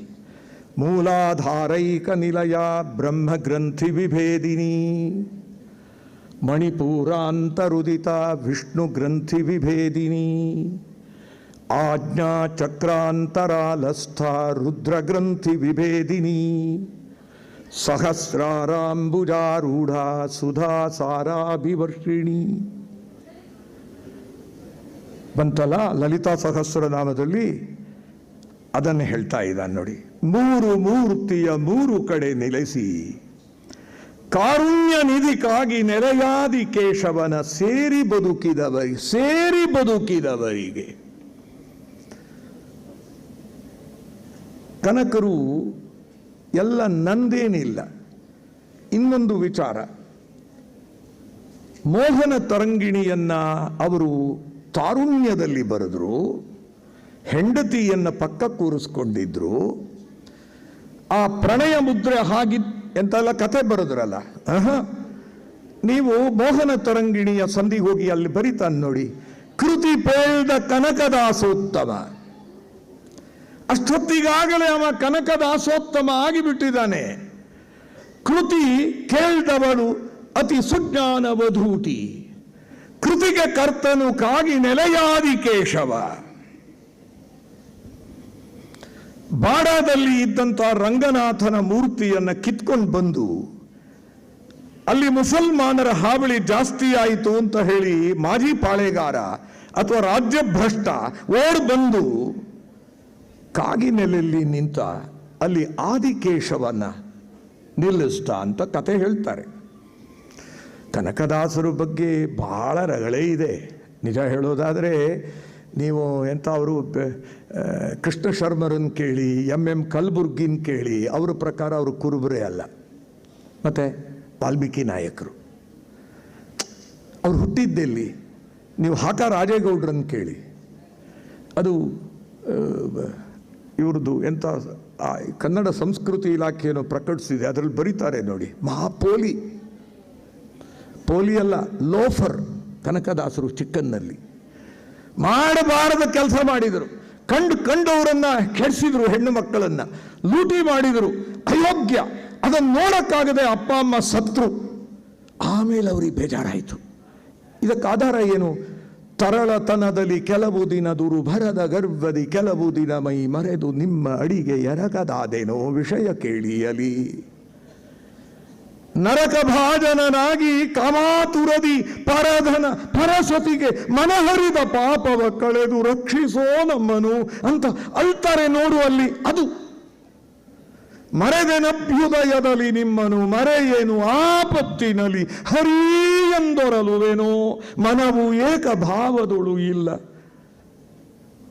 ಅವ್ರು ಯಾಕೆ ಬರೆದಿದ್ದಾರೆ ಅಂತ ಅದಕ್ಕೆ ಉತ್ತರವೂ ಬರೆದಿದ್ದೀನಿ ನಾನು. ಶಂಕರಾಚಾರ್ಯರು ಬರೆದರು, ವಾರ್ಧಕ್ಯೇ ಚ ಇಂದ್ರಿಯಾಣಾಂ, ಮುದುಕಾದಾಗ ನನಗೆ ಇಂದ್ರಿಯಗಳೆಲ್ಲ ಸೋತಿದೆ ಹಾಗೆ ಹೀಗೆ ಅಂತ. ಅವರು ಮುದುಕರಾಗಲೇ ಇಲ್ಲ ಐತಿಹ್ಯದ ಪ್ರಕಾರ. ಕವಿ ಬರೆಯೋದು ಅವನ ಸ್ವಂತ ಅನುಭವವೇ ಆಗಬೇಕಾಗಿಲ್ಲ ಅಲ್ವಾ? ಯಾರಿಗಾಗಿ ಯಾಕಾಗಿ ಬರೀತಾನೆ ಅನ್ನೋದೇ ದೊಡ್ಡ ಸಂದೇಹ ನಮಗೆ. ಕಾವ್ಯ ಮೀಮಾಂಸಕರೇ ಸೋತೋಗಿದ್ದಾರೆ. ಅದನ್ನು ಬಹಳ ಈಕ್ವಿ ಡಿಸ್ಟನ್ಸ್ ಅಂತ ಕರೀತಾರಲ್ಲ, ಅದರಿಂದ ವ್ಯಾಖ್ಯಾನ ಮಾಡುವಂಥವ್ರು ಇಲ್ಲದೇನೆ ಎಷ್ಟೋ ಕವಿಗಳು ಬರೆಯದೇ ನಿಲ್ಲಿಸಿದರು ಅಂತ ಬರೀತಾರೆ. ಕಾವ್ಯ ಮೀಮಾಂಸೆ, ಭಾರತೀಯ ಕಾವ್ಯ ಮೀಮಾಂಸೆಯಲ್ಲಿ ತಿನಂಶ್ರೀ ಉದಾಹರಣೆ ಕೊಡ್ತಾರೆ. ಯಾರು ನೀನು? ನಾನು ಕವಿ. ಏನು ಬರೆದಿದ್ದಿ? ಬರೆಯೋದು ನಿಲ್ಲಿಸ್ಬಿಟ್ಟೆ. ಯಾಕೆ? ಬರೆದ್ರೆ ಓದೋರೇ ಇಲ್ಲ, ಓದೋರು ಅದನ್ನು ನಿರ್ಮತ್ಸರದಿಂದ ಹೇಳುವುದಿಲ್ಲ, ಹಾಗೆ ಹೀಗೆ ಎಲ್ಲ ಪಟ್ಟಿ ಮಾಡ್ತಾನೆ. ಕೊನೆಗೆ ಏನು ಗತಿ ಕೇಳಿದರೆ ಆ ಮುದ್ದಣ್ಣನಿಗೆ ಬಂದಿದ್ದು ಭಗವತಿ ಭಿಕ್ಷಾಂದೇಹಿ ಅಂತ. ಅದನ್ನೇ ಇನ್ನೊಂದು ಕಥೆ ಬರೀತಾರೆ. ರಾಜನ ಹತ್ರ ಹೋದಂತೆ, ಯಾರು ನೀನು ಕೇಳಿದರೆ ಕವಿ. ಏನದು ಇಲ್ಲ, ನಾನು ಕೈಲಾಸದಿಂದ ಬಂದೆ. ಯಾಕೆ? ಅಲ್ಲಿ ಈ ಶಿವ ಸತ್ತೋದ. ಶಿವ ಹೇಗಿದ್ದಾನೆ? ಶಿವ ಸತ್ತೋದ. ಹೌದಾ? ಕೇಳಿದ್ದಂತೆ ರಾಜ. ಚಂದ್ರ ಏನಾದ? ಆಕಾಶಕ್ಕೆ ಹೋದ. ಆ ಗಂಗೆ ನೆಲಕ್ಕೆ ಹೋದ್ಲು. ಆಮೇಲೆ ಒಂದು ಶರೀರ ಹರಿ ಅರ್ಧ ತಗೊಂಡ, ಇವಳು ಅರ್ಧ ತಗೊಂಡ್ಲು, ಹೋತು. ಅದು ಅರ್ಧ ನಾರೀಶು ಹೋತು, ಶರೀರನೂ ಹೋತು. ಅವನು ಕಪಾಳ ನನ್ನ ಕೈಯಲ್ಲಿ ಬಂದಿದೆ ಅನ್ನಂತೆ, ಕಪಾಳ ನನ್ನ ಕೈಯಲ್ಲಿದೆ ಅನ್ನಂತೆ. ಹಾಗೆ ಬರೀತಾರೆ ನೋಡಿ. ಹಾಗೆ ಆ ಕವಿಗಳು ಕಥೆ ಅಂತ ಹೇಳ್ತಾರೆ ನೋಡಿ. ಆ ರೀತಿಯಲ್ಲಿ ನೀವು ನೋಡ್ತಾ ಬಂದರೆ ನಿರ್ಮತ್ಸರದಿಂದ ನೋಡಿ. ಅದಕ್ಕೆ ಅವನು ಬರೀತಾನೆ ನೋಡಿ, ಆ ಕವಿ ಬರೀತಾನೆ, ಹೇ ಲೇ ಇವನು ವಿಧಾತ, ಎದುರುಚ್ಛಯ, ನಿಂಗಿಷ್ಟ ಬಂದಿದ್ದು ಬರೆಯೋ ನನ್ನ ಹಣೆಯಲ್ಲಿ. ಅರಸಿಕೇಶು ಕವಿತ್ವ ನಿವೇದನಂ ಶಿರಸಿ ಮಾಲಿಕ ಮಾಲಿಕ ಮಾಲಿಕ. ಅರಸಿಕರಿಗೆ ಕಾವ್ಯ ಹೇಳೋದನ್ನು ಮಾತ್ರ ಬರಿಬೇಡೋ ಬರಿಬೇಡೋ ಬರಿಬೇಡೋ ಅಂತ ಗೋಗರಿತಾನೆ ನೋಡಿ. ಈ ಕಾವ್ಯ ಹೇಳೋದು ಕಷ್ಟ, ಬರೆಯೋದಾಯಿತು, ಅರ್ಥ ಮಾಡ್ಕೊಳ್ಳೋರು ಕಷ್ಟ. ನೀವು ಸಹೃದಯಿಗಳು ಕೂತಿದ್ದೀರಿ, ನಿಮಗೆ ನಿಜಕ್ಕೂ ವಂದನೆಗಳು. ಆ ಕೈಲಾಸದ ಕತೆ ಬಂದ ಕೂಡಲೇ ನೆನಪಾಯಿತು ನೋಡಿ. ಅಲ್ಲಮ ಪ್ರಭು ಒಂದು ಮಾತು ಬರೀತಾನೆ. ಕೈಲಾಸ ಅನ್ನೋದೊಂದು ಬೆಳ್ಳಿ ಬೆಟ್ಟ, ಅಲ್ಲೊಬ್ಬ ರುದ್ರ ಇದ್ದಾನೆ. ಆ ಬೆಳ್ಳಿ ಬೆಟ್ಟಕ್ಕೂ ನಾಶ ಇದೆ, ರುದ್ರನಿಗೂ ನಾಶ ಇದೆ. ಅದನ್ನ ಈ ಗುಹೇಶ್ವರನೊಳಗೆ ಐಕ್ಯ ಆಗಿರೋ ನಾನು ಬಲ್ಲೆ. ಅನುಭಾವಿಯಾದವನಿಗೆ ಈ ಎಲ್ಲ ದೇವತೆಗಳು ಎಲ್ಲ ಅಲ್ಲ, ಅದ್ವೈತದ ಪ್ರಕಾರನೂ ಅಷ್ಟೇನೆ. ಈ ಈಶ್ವರ ಇವರೆಲ್ಲ ಕೊನೆಗೆ ಎಲ್ಲರೂ ನಾಶವಾಗ್ತಾರೆ. ಆ ಅಹಂ ಬ್ರಹ್ಮಾಸ್ಮಿ ಅನ್ನೋ ಆ ತತ್ವವನ್ನ ಅಲ್ಲಮ ಪ್ರಭು ಸಾರ್ತಾನೆ. ಅಲ್ಲಮ ಪ್ರಭು ಅವನ ವಚನಗಳನ್ನು ನೋಡಿ ಅದ್ವೈತ ಇದೆ. ಇಲ್ಲಿ ಕನಕದಾಸರು ಪೊಗಳಲಳವೇ ನಿನ್ನ ನಾಮವ ಅಂತ ಬರೆದ್ರಲ್ಲ, ಕೊನೆಗೂ ಬರೀತಾರೆ, ಲೋಕದೊಳಗೆ ಅತ್ಯಧಿಕ ನೆನೆಸುವ ಕಾಗಿ ನೆಲೆಯ ಆದಿಕೇಶವ ತಾ ಕೃಪೆಯೊಳಗೆ ನುಡಿಸಿದನು ಈ ಭಕ್ತಿ ಸಾರವನು. ನಂದಲ್ಲ ನಂದಲ್ಲ. ನಂತರ ನೀವು ಕುಮಾರವ್ಯಾಸನ್ ನೋಡಿ. ಆ ಕುಮಾರವ್ಯಾಸನಲ್ಲಿ ನಿಮಗೆ ಅನುಭವ ಸಿಗೋದಿಲ್ವಾ? ಎಷ್ಟು ಉದಾಹರಣೆ, 20 ನಿಮಿಷ ಸಾಲ್ತು. ಬರೀ ಒಂದು ಪದ ಗಮನಿಸಿದರೆ ಏನೆಲ್ಲ ರತ್ನ ಖಚಿತವಾದಂಥ ಕಿರೀಟಾದಿಗಳನ್ನು ಹೊತ್ಕೊಂಡು ನಿಂತಿರೋ ಕೂತ್ಕೊಂಡಿರೋ ಆ ಕೌರವ ಸಭೆಗೆ ಕೃಷ್ಣ ಬರ್ತಾನಲ್ಲ, ಕುಮಾರವ್ಯಾಸ ಕಾಣೋದು ದೇವ ಬಂದನು. ದೇವ ಅನ್ನೋ ಪದಕ್ಕೆ ಹೊಳೆಯೋದು ಅನ್ನೋ ಅರ್ಥ. ಅವ ಬಂದ ಕೂಡಲೇ ಇಡೀ ಕೌರವ ಸಭೆ ಮಂಕಾಯಿತು ಅನ್ನೋ ಧ್ವನಿ. ಪ್ರತಿಯೊಬ್ಬರು ಆ ಅನುಭಾವದ ಸ್ತರಕ್ಕೆ ಏರಿದಾಗ ಹೋದ್ರು ಎಲ್ಲೆಲ್ಲೋ ಹೋದ್ರು ಅವರು. ಆ ಭಾಷೆ ನಮಗೆ ಅರ್ಥವಾಗೋದು ಕಷ್ಟ. ಹಾಗಾಗಿ ಅವರು ಮೌನಿಗಳಾಗ್ತಾರೆ ಅನ್ನೋ ಮಾತು ನೋಡಿ. ಇವಳು ಯಾರು ಅಕ್ಕ ಮಹಾದೇವಿ ಬರೀತಾಳೆ, ತನು ನಿಮ್ಮ ರೂಪಾದ ಬಳಿಕ ನಾನಾರಿಗೆ ಮಾಡುವೆ, ಮನ ನಿಮ್ಮ ರೂಪಾದ ಬಳಿಕ ನಾನಾರಿಗೆ ನೆನೆವೆ, ಅರಿವು ನಿಮ್ಮಲ್ಲಿ ಸ್ವಯವಾದ ಬಳಿಕ ನಾನಾರನರಿವೆ.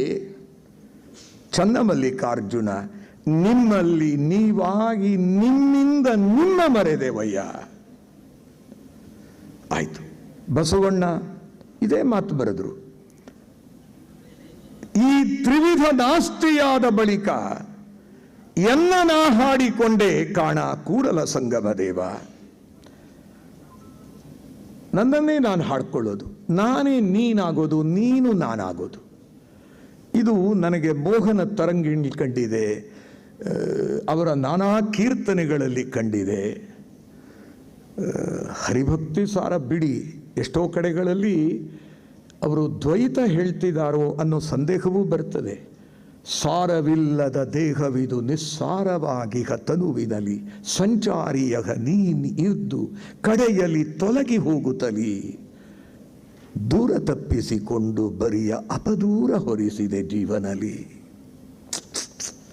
ಇದನಾರು ಮೆಚ್ಚುವರು ಅಕಟ. MRS ಒಳ್ಳೆ ಮನುಷ್ಯ, ಯಾವಾಗ ಇಂಥದ್ದೇನೋ ಮಾಡಿಲ್ಲ ಅಂತ ಇಟ್ಕೊಳ್ಳಿ, ನಾನು ಸತ್ತೇ ಹೋದೆ, ನನ್ನ ಹೆಣ ಏನಾರು ಮಾಡುತ್ತೇನೋ, ಹುಟ್ಟೋಕ್ಕಿಂತ ಮುಂಚೆ ಏನಾರು ಮಾಡಿತ್ತೇನೋ, ಅದು ಬಿಡಿ, ತರ್ಕ ಬಿಟ್ಟುಬಿಡಿ. ತರ್ಕಾತೀತವಾದ ವಿಚಾರಗಳು ಅನುಭವ ಅನ್ನೋದು. ಇಂದ್ರಿಯಾತೀತವಾದ ವಿಚಾರಗಳನ್ನು ಇಂದ್ರಿಯದ ಒಳಗೆ ನೀವು ತಂದು ಮಾತಾಡೋ ಹೊತ್ತಿಗೆ ಎಲ್ಲ ಬರೀ ಅನರ್ಥವೇ. ಅದಕ್ಕೆ ಹೇಳ್ತಾ ಇದ್ರು, ಓಂಕಾರ ಕೂಡ ಒಂದು ಅವಸ್ಥೆಗೆ ಹೋದ್ಮೇಲೆ ಅಬ್ಸ್ಟ್ರಕ್ಷನ್ ಅನಿಸುತ್ತೆ, ಆ ನಾದ ಕೂಡ ಬೇಡ ಅನಿಸುತ್ತೆ, ಮೌನಕ್ಕೆ ಹೋಗೋಣ ಅಂತ. ಏನು ಬೇಡ ಅಲ್ಲಿ, ಮಾತೆಲ್ಲಿಂದ. ಕನಕರು ಅಲ್ಲಿ ನೋಡಿ ಮಾತಾಡೋದು, ಬರಿಯ ಅಪದೂರ ಹೊರಿಸಿದೆ ಜೀವನಲಿ. ಮಾಡಿದ್ದೆಲ್ಲ ಯಾರು? ಒಳಗೆ ನೀನಿದ್ದು ಎಲ್ಲ ಮಾಡಿದ್ಯಾರು? ನೀನು. ನಿನ್ನ ಸೂತ್ರದೊಳಾಡುವುವು ಚೈತನ್ಯ ಸಚರಾಚರಗಳೆಲ್ಲವೂ, ನಿನ್ನ ಸೂತ್ರವು ತಪ್ಪಿದರೆ ಮುಗ್ಗುವುವು ಊಹೆಗಳು. ಇನ್ನು ನಮಗೆ ಸ್ವತಂತ್ರವೆಲ್ಲಿ ಅದು? ಅನ್ಯ ಕರ್ಮ ಸುಕರ್ಮವೆಲ್ಲವೂ ನಿನ್ನದೇ ಎಂದೊಪ್ಪಿಸಿದೆ. ಅಪರಾಧಿ ನಾನಲ್ಲ, ಅಪರಾಧವೆನಗಿಲ್ಲ. ಪುರಂದರರು ಜಡವನಕೆಯ ಬೊಂಬೆ ಏನು ಮಾಡಲು ಬಲ್ಲುವುದೋ ತಾನೇ ಬೇರೆ. ಕನಕರು ಲಕ್ಷ್ಮೀಶ ತೋಳ್ಪಾಡಿಯವರು ಹೇಳಿದ ಹಾಗೆ ಬರೀ ದಾಸ್ಯ ಇಲ್ಲ ಕನಕರಲ್ಲಾದರೆ. ಥೋ ಕೃಷ್ಣ, ನೀನು ಮಾಡಿದ ಸರಿಯೇನೋ. ಇಳೆಗೆ ಪತಿಯಾದವನು ಯಾದವರೊಳಗೆ ಬಾಂಧವ, ನಿನಗೆ ಸೋದರದಿ ಅಳಿಯನಾದ ಅಭಿಮನ್ಯುವನು ಕೊಲ್ಲಿಸಿದೆ ಕೊಳುಗುಳವಿ. ಎಲ್ಲಿಗೆ ಹೋಗೋಣ? ಯುದ್ಧಕ್ಕೆ ಕರೆದ್ರೆ ನಡೆಯೋ ಸಂಸಪ್ತಕರ ಹತ್ರಕ್ಕೆ ಹೋಗೋಣ ಅಂತ ಹೇಳಿದ್ಯಾರು? ಕೃಷ್ಣ. ಚಕ್ರವ್ಯೂಹ ನಿನ್ನ ಮಗ ನೋಡ್ಕೊಳ್ತಾನೆ. ಇದು ಕುಮಾರವ್ಯಾಸಂದು. ಅವನಲ್ಲಿ ಹೋಗ್ತಾನೆ ಅಂತ ಗೊತ್ತಿದ್ದು ಕೊಲ್ಲಿಸಿದೆ ಕೊಳುಗುಳದಿ. ಒಬ್ಬಳೆ, ಅದು ಯಾರೋ ಅವಳು, ನಿನಗೆ ಸೋದರದಿ ಅಳಿಯ, ಒಬ್ಬಳೇ ತಂಗಿ, ಅವಳಿಗೆ ಒಬ್ಬನೇ ಮಗ, ಅದು ಮೊನ್ನೆ ಮದುವೆ ಆಗಿದ್ದಾನೆ, ಅವಳು ಗರ್ಭಿಣಿ ಬೇರೆ. ಬೇಡ ಬಿಡು, ಅಭಿಮನ್ಯುನ್ ಬಿಟ್ಬಿಡು. ತಾಯನಗಲಿದ ತನಯನಾರಾಧೇಯನೊಳಗೆ ರಹಸ್ಯದಲ್ಲಿ ಕುಲದ ಆಯವನು ನೆರೆತಿಳುಹಿ. ಪಾಕರ್ಣ, ಒಂಚೂರು ಅಷ್ಟು ದೂರ ಹೋಗೋಣ ಅಂತ ಕರೆಸಿ ರಥ ಹತ್ತಿಸ್ಕೊಂಡು ಪಕ್ಕದಲ್ಲಿ ಕೂರಿಸಿ, ನೀನು ಲಲನೆ ಪಡೆದಿ 5 ಮಂತ್ರಗಳಲ್ಲಿ ಮೊದಲಿಗೆ ನೀನು ನಿನ್ನಯ ಬಳಿ ಯುಧಿಷ್ಠಿರ ದೇವ. ಕುಮಾರವ್ಯಾಸ ಹೇಳೋ ಹಾಗೆ ಹೆಂಗೆ ಹೇಳ? ಕುರುಪತಿಗೆ ಕೇಡಾದುದೆಂದನು. ಅಲ್ಲಿ ಹೊಡೆದ, ಇಲ್ಲಿ ಹೊಡೆದು ಅಲ್ಲಿ ತಾಗಿಸ್ದ. ಹೀಗೆಲ್ಲ ಮದ್ನೇರೆ ತಿಳುಹಿ ಅರ್ಜುನನಿಂದ ಕೊಲ್ಲಿಸಿದೆ. ಅರ್ಜುನ ಕೇಳ್ತಾನೆ, ಕೃಷ್ಣ ಈ ಕಡೆಯಿಂದ ನೋಡು, ಯುಧಿಷ್ಠಿರ ದೇವ ಕಂಡಂಗೆ ಕಾಣ್ತಾ ಇದ್ದಾನೆ ನನಗವನು. ಸತ್ಯ ಹೇಳು, ಸತ್ಯ ಹೇಳು, ನನ್ನ ತಾಯಿ ಪಡೆದಂತ, ನಾವು ಹಾಗೆ ಋಷಿಗಳ ಮಂತ್ರದ ಅನುಮತದಿಂದ ಬಂದ್ವಲ್ಲ, ಹಾಗೆ ಬಸಿರಲೇನು ಉದಯಿಸನಲೇ, ಅವನು ಕೂಡ ಅದೇ ಹೊಟ್ಟೆಲ್ ಬಂದಿರಬಾರ್ದು ಯಾಕೆ? ಕೃಷ್ಣನ್ ಗೊತ್ತು ಕರ್ಣ ಯಾರು, ಕರ್ಣನ್ ಗೊತ್ತು ಅರ್ಜುನ ಯಾರು, ಅರ್ಜುನನಿಗೆ ಗೊತ್ತಿಲ್ಲ ಕರ್ಣ ಯಾರು. ಕೊಲ್ಲಿಸಿದೆ. ಹುಟ್ಟೋ ಹೊತ್ತಿಗೆನೆ ತಾಯಿ ಅನ್ಯಾಯ ಮಾಡಿದ್ಲು, ಆಮೇಲೆ ಸಮಾಜ ಅನ್ಯಾಯ ಮಾಡ್ತು, ನೀನು ಅನ್ಯಾಯ ಮಾಡಿದೀಯಲ್ಲೋ ಥೋ ಅಂತ ಹೇಳಿ, ಆದರೂ ರಕ್ಷಿಸು ನಮ್ಮನ ಭರತ. ಕ್ವಶನ್ ಮಾಡೋ ಬುದ್ಧಿ ಹೋಗಲಿಲ್ಲ, ಆದರೆ ಭಾಗವತರಾಗಿ ಆ ದೊಡ್ಡ ತತ್ವಕ್ಕೆ ಮುಳುಗಿ ಅಲ್ಲಿ ನಮಸ್ಕರಿಸಿದರು. ಹಾಗಾಗಿ ನನಗೆ ಕೊಟ್ಟಿರೋ ಈ ಟೈಮ್ ಏನಿದೆ, ನಾನು ಧನಂಜಯ ಕುಂಬಳೆಯವರಿಗೆ ಹೇಳಿದೆ, ಲಕ್ಷ್ಮೀಶ ತೋಳ್ಪಾಡಿಯವರು ಬರ್ತಿದ್ದಾರೆ, ಅವರನ್ನು ನಾನು ಶಿವಮೊಗ್ಗದಲ್ಲಿ ಬಹಳ ಸಲ ನೋಡಿದ್ದೀನಿ, ಅವರದ್ದು ಲೇಖನಗಳನ್ನು ಓದ್ತಿರ್ತೀನಿ. ಅದ್ಭುತವಾದ ಚಿಂತಕರು. ನಾನು ಹಾಗಲ್ಲ, ನಾನು ಲಾಯರ್. ಈಗ ನಾಳೆ ಒಂದು ಕೇಸಿಗೆ ಎಲ್ಲ ಅದೇ ಹೇಳ್ತಾ ಇದ್ದೆ, ಇಷ್ಟು ಒಂದು 10-20 ಪುಸ್ತಕ ಟೇಬಲ್ ಮೇಲೆ ಹಾಕಿ ಹಾಗೆ ಓಡ್ ಬಂದ್ಬಿಟ್ಟಿದ್ದೀನಿ ಒಪ್ಕೊಂಡು ತಪ್ಪಿಗೆ. ನಿಜಕ್ಕೂ ಒಂದು ಸಲ ಅನ್ನಿಸ್ತು, ನಾವುಡ ನಮ್ಮ ವಸಂತ ಕಬ್ಬಿನಾಲೆ, ಆಮೇಲೆ ಶಿವರಾಮ್ ಶೆಟ್ಟರು ಎಲ್ಲ ನನಗೆ ಅಲ್ಲಿ ಬೆಂಗಳೂರಿನಲ್ಲಿ ಸಾಂಸ್ಕೃತಿಕ ಪದಕೋಶ ಅಂತ ಹೇಳಿ ಮಾಡಿದಾಗ ನಾವುಡ್ರ ಹತ್ರ ನಾನು ಜಗಳನೂ ಆಡ್ತಾ ಇದ್ದೆ. ನಾವುಡ್ರು ಭಾಳ ತಮಾಷೆಯಾಗಿ, ಅಷ್ಟು ದೊಡ್ಡವರು ಅದನ್ನು ಭಾಳ ವಿಶ್ವಾಸದಲ್ಲಿ ತಗೊಳ್ತಿದ್ರು. ಸ್ವಲ್ಪ ವಯಸ್ಸಾಯ್ತಲ್ಲ, 68 ಆಯ್ತು ನನಗೆ, ನೊಸ್ಟಾಲ್ಜಿಯಾ, ಎಲ್ಲ ಒಂದು ಹಳೆಯದ್ದು ನೆನಪುಗಳು ಒಂದು ಸಲ ಮಾತಾಡ್ಸೋಣ ಅನ್ನಿಸ್ತು. ಜೊತೆಗೆ ಮಲ್ಲೇಪುರಂ ವೆಂಕಟೇಶ್ ಅವರನ್ನು ದೂರದಿಂದ ನೋಡಿದ್ದೆ. ರಾಮಚಂದ್ರಾಪುರದ ಗುರುಗಳಿಗೆ ನಾನು ಬಹಳ ಆತ್ಮೀಯನೇ ಆಗಿದ್ದೆ, ಆದರೂ ಅವ್ರ ಜೊತೆ ಮಾತಾಡೋಕ್ಕೆ ಹೋಗಲಿಲ್ಲ ನಾನು ಆವಾಗ. ಆಯಿತಾ, ಲಕ್ಷ್ಮೀಶ ತೋಳ್ಪಾಡಿಯವ್ರ ಜೊತೆಯಲ್ಲಿ ಮಾತಾಡೋದೊಂದು ಯೋಗ. ಒಟ್ಟು ಒಪ್ಕೊಂಡ್ಬಿಟ್ಟೆ, 2 ದಿನ ಬಿಟ್ಟು ಒಪ್ಕೊಂಡಿದ್ದೆ, ಒಪ್ಕೊಂಡು ತಪ್ಪಿಗೆ ಬಂದಿದ್ದೀನಿ. ಹಾಗಾಗಿ ತಕ್ಷಣ ಹೊರಟಿದ್ದೀನಿ. ಕನಕರ ಬಗ್ಗೆ ಎಷ್ಟು ಮಾತಾಡಿದ್ರು ಸಾಲದು. ಬರೇ ಮೋಹನ ತರಂಗಿಣಿಯ ಒಂದು ಸಂಧಿ ಮೇಲೆ 1 ವಾರ ಪಾಠ ಮಾಡ್ತೀರಾ ಅಂದರೆ ದೇವರಣೆ ಮಾಡಬಲ್ಲೆ. ಅಂಥ ಪದ ಸಂಪತ್ತು, ಅಂಥ ಪದ ಸಂಪತ್ತು ಕನಕರದ್ದು. ಎಷ್ಟೋ ಕಡೆಗಳಲ್ಲಿ ಹೇಳ್ತಿರ್ತೀನಿ, 10 PhDಗಳು ತಗೊಂಡಿರೋ ಕನ್ನಡ ಅಧ್ಯಾಪಕರು 20-30 ವರ್ಷ ಸರ್ವಿಸ್ ಆದವರನ್ನು ಕರ್ಕೊಂಬನ್ನಿ. ಕನಕದಾಸರ ಈ ವೊಕ್ಯಾಬುಲರಿ ಇದೆಯಲ್ಲ, ಅದ್ಭುತವಾದ್ದು, ಅದ್ಭುತವಾದ್ದು. ನನಗೊಂದು ಅಚ್ಚರಿ ನಿಜಕ್ಕೂ. ಆ ಕನಕ ಬ್ರಾಹ್ಮಣ ಅಲ್ಲ, ಅವನು ಯಾವ ಜಾತಿಯೋ ಗೊತ್ತಿಲ್ಲ, ಬ್ರಾಹ್ಮಣ ಅಂತೂ ಅಲ್ಲ, ಅಷ್ಟು ಗೊತ್ತಾಗುತ್ತೆ. ಆ ಕಾಲದಲ್ಲಿ ಆ ಪುಣ್ಯಾತ್ಮ ತಾತಾಚಾರ್ಯರ ಗುರುಕುಲದಲ್ಲಿ ಇದ್ದ ಅಂತ ಮೋಹನ ತರಂಗಿಣಿಯಲ್ಲಿ ಗೊತ್ತಾಗತ್ತೆ ಅಲ್ವಾ, ಕಬ್ಬಿನಾಲೆ ಇವರು ಗೊತ್ತಾಗತ್ತೆ. ಅಲ್ಲಿದ್ದು ಏನು ಆ ಭಾಷಾ ಸಂಪತ್ತು, ಆ ಕಲ್ಪನೆ, ಭೃಂಗದ ಬೆನ್ನೇರಿ ಬಂತು ಕಲ್ಪನಾ ವಿಲಾಸ ಅಂತೇವಲ್ಲ. ನೀವು ಗಮನಿಸಿ, ಯಾರಲ್ಲಿಲ್ಲ. ಕುವೆಂಪುಂದು ತಗೊಳ್ಳಿ, ಪರಂಪರೆ ನೋಡೋದಿಲ್ವಾ ನೀವು? ಅನುಭಾವ ಪರಂಪರೆ, ಬರೀ ಆ ವೆಂಕಣ್ಣಯ್ಯನವರಿಗೆ ಅನ್ನೋ ಭಾಗ ಇದೆಯಲ್ಲ, ಅದನ್ನು ಓದಿ. ವಾಗರ್ಥ ರಥವೇರಿ ಭಾವದಗ್ನಿಯ ಪಥಮಂಪಿಡಿ ಶುರು ಮಾಡ್ತಾರೆ. ತೈತ್ತರೀಯೋಪನಿಷತ್ತಿದೆ. ಆ ಮೇಲಿಂದ ಕೆಳಗೆ ಅವತರಿಸೋ ಕಥೆ ಇದೆ. ಇಲ್ಲಿ ಕೆಳಗಿಂದ ಮೇಲಕ್ಕೆ ಹೋಗುತ್ತಲ್ವಾ ತೈತ್ತರೀಯೋಪನಿಷತ್ನಲ್ಲಿ, ಅಲ್ಲಿ ಮೇಲಿಂದ ಕೆಳಗೆ ಅನ್ನಮಯ ಕವತರಿಸುತ್ತ ಅಂತ ಕೆಳಗೆ ಇಳಿಸ್ತಾರೆ, ಅವತಾರ ಅದು. ಆದ್ದರಿಂದ ಆಮೇಲೆ ಈ ಮೃಣ್ಮಯನಾದಂಥ ಸೀತೆಯನ್ನ ಚಿನ್ಮಯನಾದಂಥ ಆ ಶ್ರೀರಾಮ ವರಿಸುತ್ತೆ, ನಮ್ಮಲ್ಲಿರೋ ರಾವಣ ವಿದ್ಯೆಯಂಬರ್ಧಿಸುತ್ತೆ. ಏನು ಅನುಭಾವಗಳು ಇವೆಲ್ಲ, ಅನುಭಾವಗಳಲ್ಲದೆ ಮತ್ತೇನು ಅನುಭಾವ? ಹಾಗೆ ನೋಡಿದರೆ ನಾರದರ ಭಕ್ತಿ ಸೂತ್ರದ ಪ್ರಕಾರ ಪ್ರೇಮ ಅನ್ನೋದು ಇದೆಯಲ್ಲ, ಅದೇ ಶ್ರೇಷ್ಠ ಭಕ್ತಿ. ನನಗೆ ನಿಜ ಹೇಳಲ್ಲ, ಹುಬ್ಬಳ್ಳಿ ಇನ್ನೂ ಯಾಕ ಬರಲಿಲ್ಲವ ಹುಬ್ಬಳ್ಳಿ ಯಾವ ಅನ್ನೋ ಪದ್ಯ ಓದುವಾಗ ಒಬ್ಬ ಸೂಳೆ ಕಂಡವರದ್ದು ದುಡ್ಡಿ ಕೈ ಹಾಕ್ತಾಳೆ, ಮನೆ ಮಠ ಮಾರಿಸ್ತಾಳೆ ಅಂತೆಲ್ಲ ಅಂತೇವಲ್ಲ. ದರಾ ಬೇಂದ್ರೆಯ ಆ ಜೋಗಿತಿ, ಇಷ್ಟು ಜನ ಯಾರ್ಯಾರೆಲ್ಲ ಹಣ ಹಿಡ್ಕೊಂಡು ಬಂದ್ರು, ಹಿಡಿಯಲೇ ರೊಕ್ಕ ತೆಗೆದು ಹಿಡಿಯ ಅನ್ನವ ಅವನನ್ನೇ ಬಯಸ್ತದಲ್ಲ. ಅವನು ಎಲ್ಲಿ ಶೆಟ್ರ ಹುಡುಗ ಸಟ್ಕೊಂಡು ಹೋದ ಅನಿಸ್ತದೆ ಅಂತಾಳಲ್ಲ, ಅದಕ್ಕಾಗಿ ಹಂಬಲಿಸ್ತಾಳಲ್ಲ, ಅದು ಅನುಭಾವ.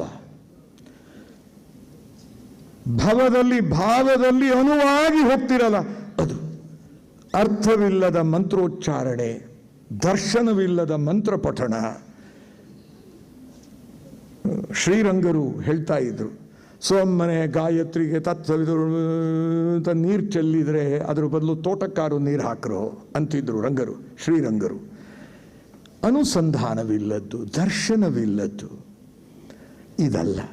ಈ ಅನುಭಾವ ಬರೀ ಆ ಪದದ ಬಗ್ಗೆನೇ ಮಾತಾಡಿ ಅಂದ್ರೂ ಒಂದು ಅರ್ಧ ದಿನ ಮಾತಾಡುವ, ಆದರೆ ಇವರನ್ನೆಲ್ಲ ಕೂರಿಸ್ಕೊಂಡಲ್ಲ, ಸ್ಟೂಡೆಂಟ್ಸನ್ನು ಕೂರಿಸಿ.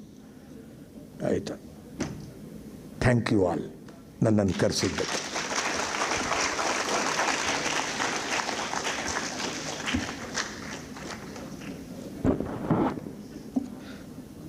ಅನುಭವ ಮತ್ತು ಅನುಭವದ ಬಗ್ಗೆ ನಿಮ್ಮ ವಿಚಾರಪೂರ್ಣ ವಿದ್ವತ್ಪೂರ್ಣ ಮಾತುಗಳಿಗೆ ಧನ್ಯವಾದಗಳು ಸರ್.